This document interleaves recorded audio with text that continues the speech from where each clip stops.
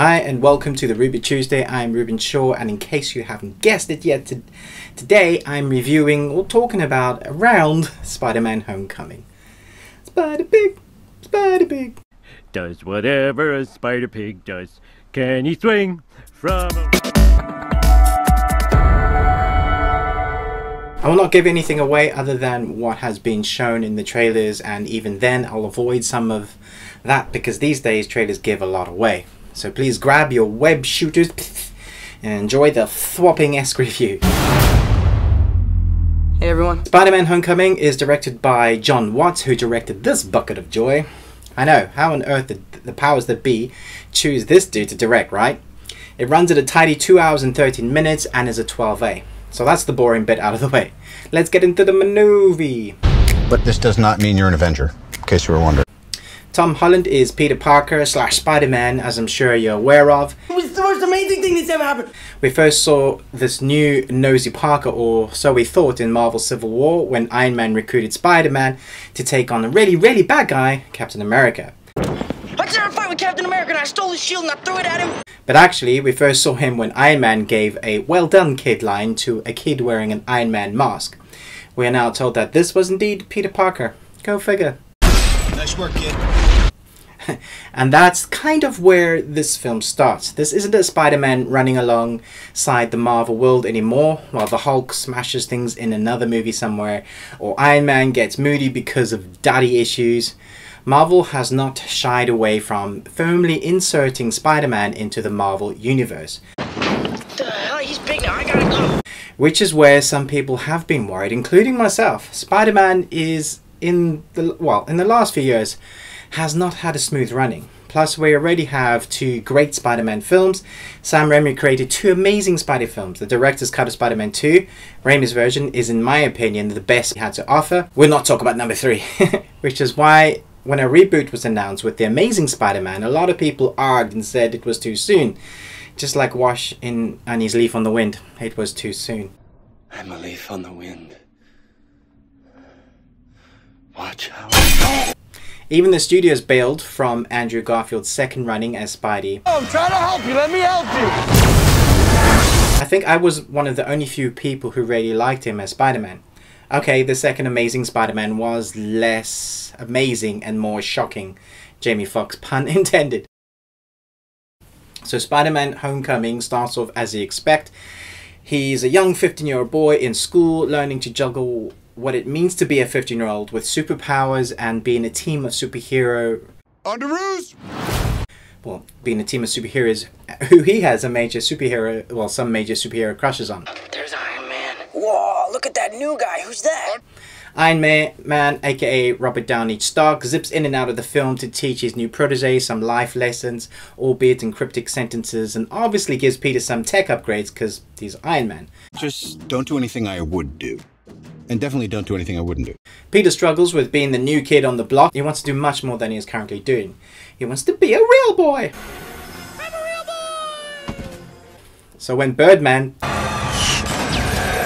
That's what I'm talking about. Vulture, played by Michael Keaton, shows up with his band of merry engineer bad guys and an extra helping of Shocker in tow, Peter thinks that this is his time to shine, or rather, swing. This is my chance to prove myself. And that's all I'm going to say about the actual plot, because spoilers! What took me by surprise though, and I don't know why, because at this point since Guardians of the Galaxy seems to be the popular thing to do. But the music and score, wow!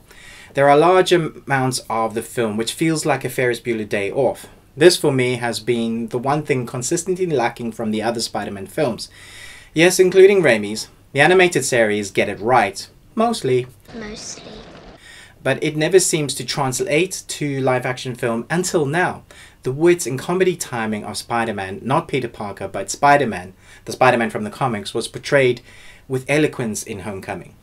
There were moments in the other films that they seemed to go the way of Spidey in the comics, but then they got serious and forgot what's made Spidey Spidey. The illegal weapons barrier was at 2:30. You missed it. The clunky Peter geeky part they got right, mostly, but not Spidey. Here in Homecoming, Spidey is amongst an eclectic, very cool soundtrack that often drives the film, and witty banter, one-liners. The film finds a very interesting balance between a coming-of-age story and a fantastic superhero story. I can't quite get over it myself. Balance is, well, perfect. It's a true origin story about a boy who meets a girl, superpowers, about love and loss of all rolled into one. The emotion is there because of character development. So when Spider-Man is put in real danger, and he is often, you feel it. There are, of course, some very cool CG scenes and action sequences, but they are by the by and are for spectacle. They are awesome, but again, it's to further the plot of Peter, not the other way around. Special mention should go to Peter Parker's best friend and sidekick and chair, Jacob Batalon, You're the Spider-Man. who plays Ned and is largely an unknown. In fact, so much so that he only has one previous credit to his name, Northwoods, which is a comedy horror in the vein of Blair Witch. This casting is a genius move, as Ned often steals scenes from Tom Holland. He is the perfect sidekick chair, look-up chair in the film. Badass. There are a number of very cool Easter eggs to look out for, and some very cool nods to the Marvel Universe as well as Spidey's universe, and a couple of secret characters and 2 end credit scenes, one in the middle of the credits and one at the end. So stay till the end and get your money's worth. Oh, I don't mind. Guys, wait a minute. You want the real Avengers? Something you won't see in the films though is Iron Man, Spider-Man and Vulture flying together in the same shot, or Vulture from a high drop down angle as shown in a particular shot in the trailers. Why, you ask, is that Ruben? Because that was a specifically tantalizing piece of footage that was shot to entice the viewers to go to see the film. A sort of lie, if you will. It was created for San Diego Comic-Con and then used in the subsequent trailers. The same things was done for Star Wars Rogue One and many other films of late. So trailers are now not only content with giving most of the plot away and the best bits in them, now they have to lie to us. That is a rant in a future feature that is coming, believe you me. Anyway, so what will I rate this film? I happened to watch it again with my boys and my wife. My wife is a very tough critic. The film didn't lose any of its initial wow factor on my second viewing. In fact, it helped me see some of the smaller nuances that Homecoming had tucked away, which I really appreciated. Nothing. More depth than I initially thought, and my boys really enjoyed it. In fact, one comment was made, thank goodness we didn't have to go through Uncle Ben's death again, which of course is spot on, because no one wants to see that again, right? My wife Kay also enjoyed the film, but she had structural integrity issues. Namely, one scene with the fairy, which you can see in most of the trailers. Kay felt that the whole scene was so unbelievable that it should lose an entire point out of 5.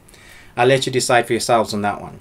And for me, although I really enjoyed this film, some of the scripting at times was lazy, really lazy. One example, a character named Liz is having a house party. Peter arrives with Ned in tow. Liz says something, oh hey, you're here, or hi, I'm glad you're here. I don't know which. And then we hear a large crash in the background. And then the next line is gold. I've got to go. My parents will kill me if something gets broken. I mean, come on, something obviously got broken because we heard it. From a quirky Ferris feeling to Saved by the Bell episode. Seriously. Lame party.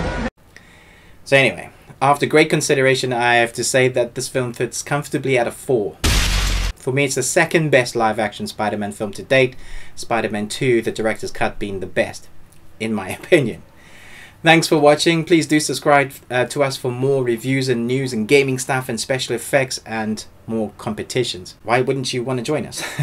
Next week we go indie with some indie reviews and maybe an ape or two.